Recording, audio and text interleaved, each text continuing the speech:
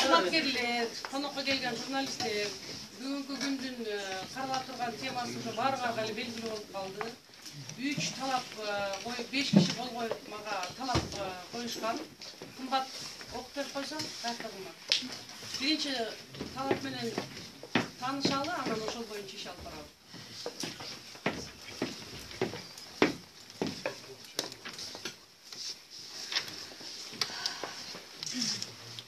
Кыргыз Республикасынын ЛТР мамлекеттик телерадио компаниясынын башкы директорунун милдетин аткаруучу Максуда Жаныбековна Айтиева айымга ЛТР мамлекеттик телерадио компаниясынын эмгек жамаатынын атынан кесиптик кошун уюмунун талабы.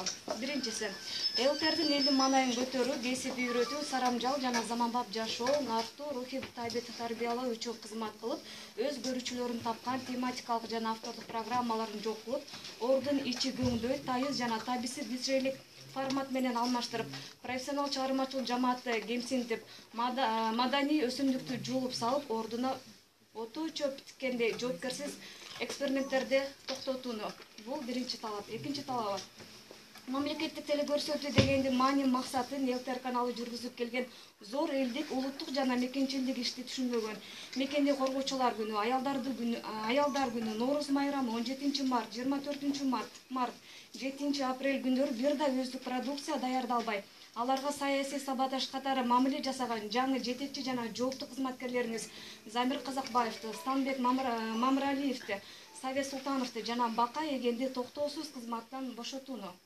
Үчүнчү, ЛТРдин материалдык, техникалык жана каржылык өтө чоң тартыштыгынын шартында жоктон барды жасап, башкы директордун орун басары Бешенбек Бекешевдин уюштуруусу менен сизге чейин эң натыйжалуу иштеп келген маданият тармагынын чыгармачыл системасын толугу менен кайра калыбына келтирүүнү талап кылабыз.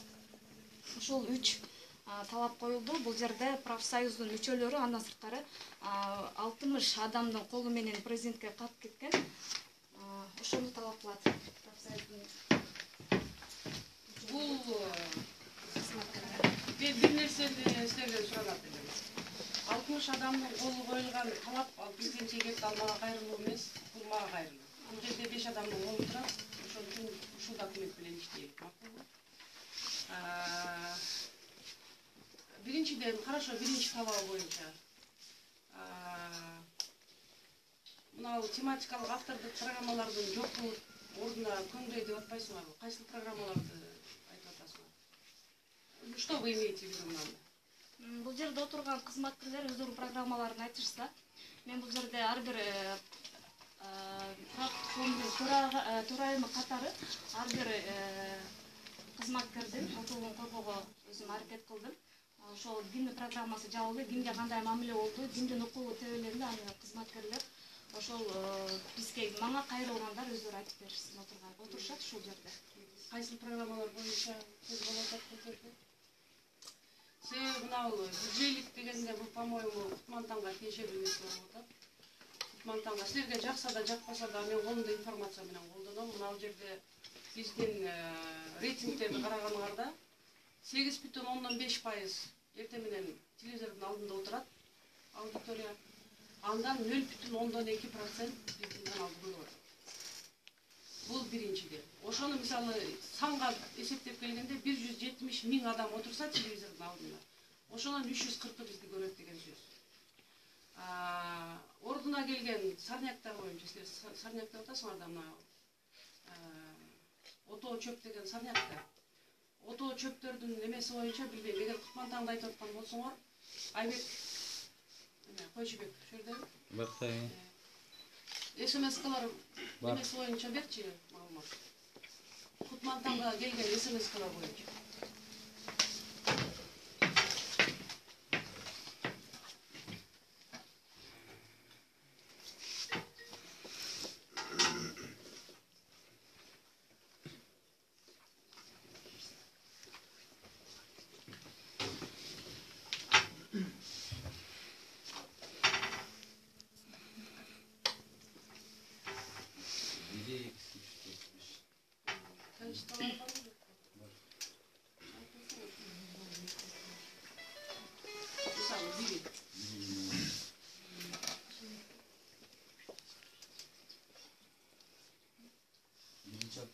849 SMS bo'ldi.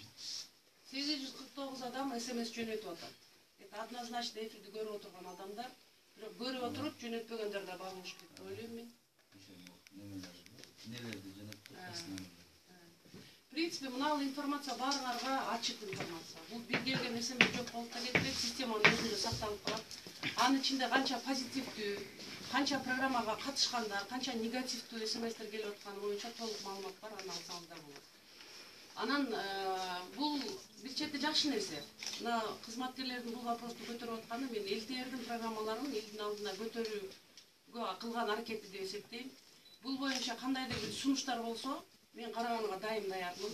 Бир да адам ошол ЛТРде бир сунуш менен келсе, мен карабай койгон күнүм болгон жок. Кээ бир нерсени чечип бере алсам, кээ бир нерсени чечип бере албай келип атам. Ал менден көз каранды, менден көз карандысыз дагы нерселер бар. Бул боюнча мен ачык айкын силер менен иш алып барганга, силердин кандайдыр бир сунуштарыңар болсо, ал сунуштар менен иштегенге ачыкмын. Сунуштарды азыр айтсак болобу? Айткыла. Мен Кутмантаңдын эмесиге каршы эмесмин. Мен айтып жөнөкөй отурган режиссермин. Бирок чын-чынына келгенде ушунча 6 жылдан бери иштеп, мисалы үчүн Кутмантаңга кетип аткан ошол келген SMS-тердин азыр бир күндө 500 SMS келсе, анын көп болсо 50 чыгат, анан ашыгы чыкпайт. Бул деген бул туура эмес, чын-чынына келгенде. Себеби дегенде элдер SMS жөнөтүп атат, бирок эфирден өзүн көрбөй жатат. Мисалы үчүн оңой суроо. Бүгүнкү суроо мисалы үчүн неме Титаник жөнүндө берилди. Атлантикада чөкпөгө кеме. Аны 3-класстын баласы дагы билет. Анан ошого бардык жакшы туура суроо келди. Ошону биринчисин чыгарып сразу токтотуш керек да. Калганы жөнөтүп атпайбы.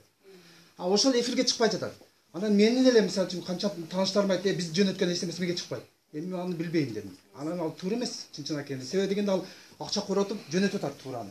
Ошону сразу айтып коюш керек. Мен ошол жерге мен каршымын. Хорошо, муну кабыл алабыз. Мисалы, муну кантип регулировать этсек болот. Давайте аналык разработкага ойлонуп. Анан главный баягы неме эмес да, акча баягы акчанын неме эмес. Бул жерде элди да ойлошуш керек да, себеби дегенде эл алданып калып атат. Ушул сунушуңузду мындай бир обычный режимге киргизип көрдүңүз беле? Жок, обычный режимге мен биринчи башталганда эле мынаңыз туура эмес деп мен ушул редактор бардыгы айткам. Мынаңа туура эмес деп. Себеби дегенде мына эфирге чыга албай жатасың. Арстан, биз өткөнбүз мында.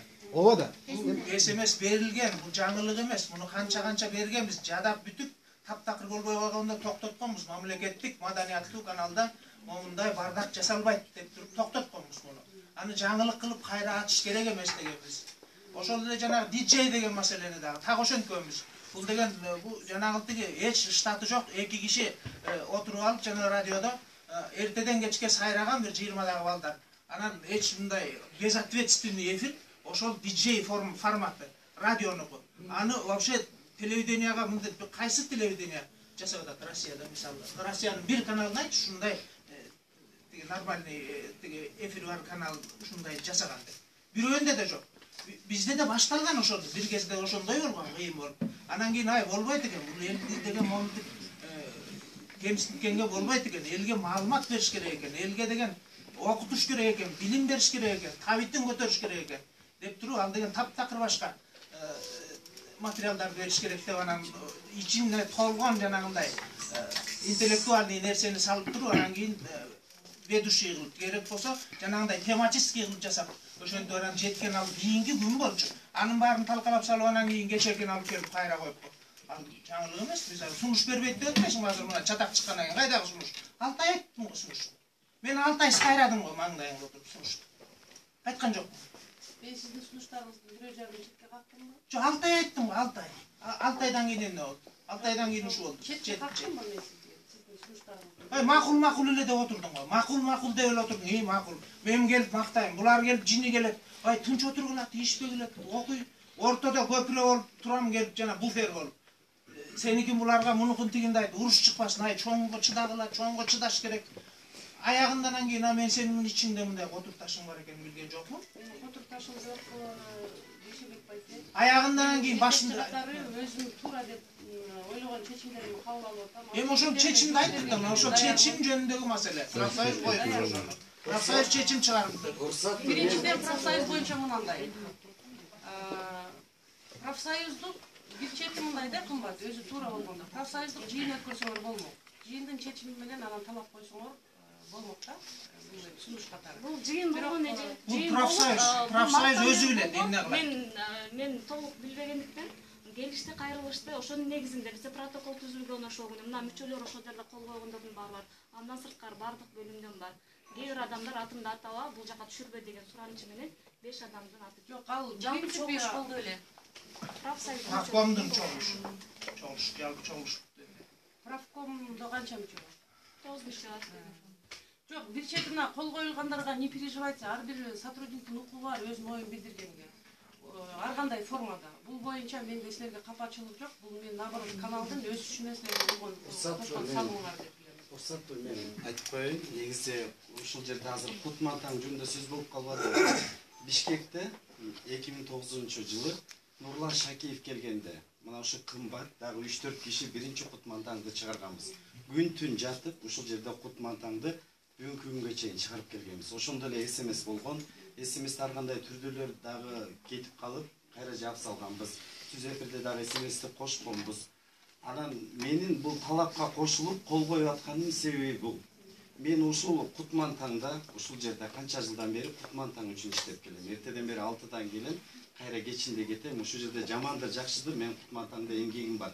Анткени Шакиевдин убагында мен биринчи Кутмантаңга продюсер болуп, жооптуу редактор болуп, Бишкектен Кутмантаңды мен эмес, мына ушул кымбат 3-4 эле адам болчубуз, ошолор чогулуп ушул жерде чыгарганбыз.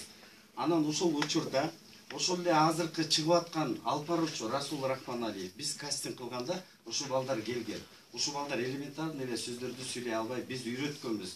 Анан ушул койчу ЛТРди деп кеткен балдар бүгүнкү күндө ушул Кутмантаңга чыгып, ушул биз менен учурашпастан бийик көтөрүлүп жүрөт да. Бул дагы бир четте арзанасы. Мисалы үчүн ошол балдарды биз ошол келип үйрөткөнбүз. Канча деген жаштарды үйрөтүп, эң биринчи ушул Расул Рахманалиев азыр ар кандай сөздү айтат экен. Биринчи жолу ушу ЛТРде Бишкекте Кутмантаңда чыгып, алпар албай коюп, эфирди сырып кылып, анан ошондо кеткен иштеп. Штатка кирген эмес. Расул ушул жерде? Жок, Ал жагын эс турат. Расул өзү билет бул нерсени.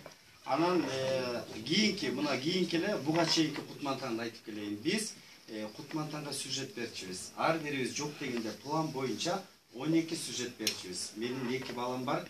Мен айлык орточо айлыгым 7000 сом. Биз кошумча гонорар кошкондо ошентип 10.000, 11.000 сомду колго алып үй бүлөбүздү бакчыбыз. Азыр бизди 2 айдан бери Кутмантаңда жокпуз. Бир дагы сюжет бербейбиз. Эчтеке кылбайбыз. 7000 сом айлык менен мен бала чакамды кантип багам. Мен ошол талаптын негизинде ушу көчөдөн келген жаштарды алып келип эфирге коюп койгондук үчүн мен ошого кол коюп өзүм укугумду коргоюм деп атам. Мен айтайын. Жок, айтыш керек Анан да. эже мындай да жанагы СМСтер жазылып атпайбы? Анан СМС жазганда бизде элдер отуруп эле жанагы девушкасын СМС жазгандай эле жаза берет. Анан бизде үй деген тамгалар деле жок. Эптеп эле мындай жаза берет да. Анан көп окуйм да Манас чаңырда мисалы үчүн доверенность жоголду деген СМСтер кетет да. Ушул СМСтер акырындан биздин каналга да кирип келатат. Үй бизде жок. Тамга тиштүү тамгалар жок. Эл сабаттуу эмес. Анан Кутмантаңдын алпаруучу боюнча. Кутмантаңдагы Эркинди мен тааныйм, ал радиодо иштеп жүргөн. Ал балким мыкты жижи. Бирок ал ЛТРдин деңгээлиндеги алпаруучу эмес. Эркинге Айбек байке менен айдыжы сюжет жасап бербеш керек. Эреже боюнчачы эже. Алар башкача айтканда аскердеги мылтык атпаган командирлер да. Булар мылтык аткан. Демек, алар биринчи мылтык алыш керек. Сюжет жасаш керек. Көчөгө чыксын. Элден сурамжылоо жүргүзсүн. Кайсы бир окуяны чалдырып берсин. Анан кирсин студияга. Мен деле кирип жүрбөйм. 1,5 жылдан бери жүрөм. Студияга киргим келбейт. Себеби мен көчөнү кыйратып элекмин. Көчөнү кыйратып, көчөдөн жакшы сюжет жасап, айылдарга барып, элдин пикирин угуп, аны менен түнү менен уктап, анан эртең менен туруп, ушундайлар анан акырында келип анан студияга кириш керек деп ойлойм. Анан Эркин менен жана кызды билбейм. Алардын деңгээли кандай? Алар китеп окуганбы, кайсы китептерди окуган? Бирок Айдыжы, Айбек байке бул жерде отурган Токтоо эже Эркин менен ошол кызга сюжет жасап бере турган деңгээлдеги кадрлар эмес. Алар бизге сюжет жасап бериш керек. Алардын сюжетин Айбек байке менен Айдыжы текшериш керек. Эгер жараса, жарагандан кийин дагы 1-2 ай, балким 6 ай жыргатып сюжет жасаса, андан кийин, пожалуйста, студияга кирип отура берсин. Анан эчтен эле түз эле студияга кирип кете тургандай тура эмес да ал. Мен 6 ай бою Максуда 6 ай бою айттым. ЛТР'дин кызматкери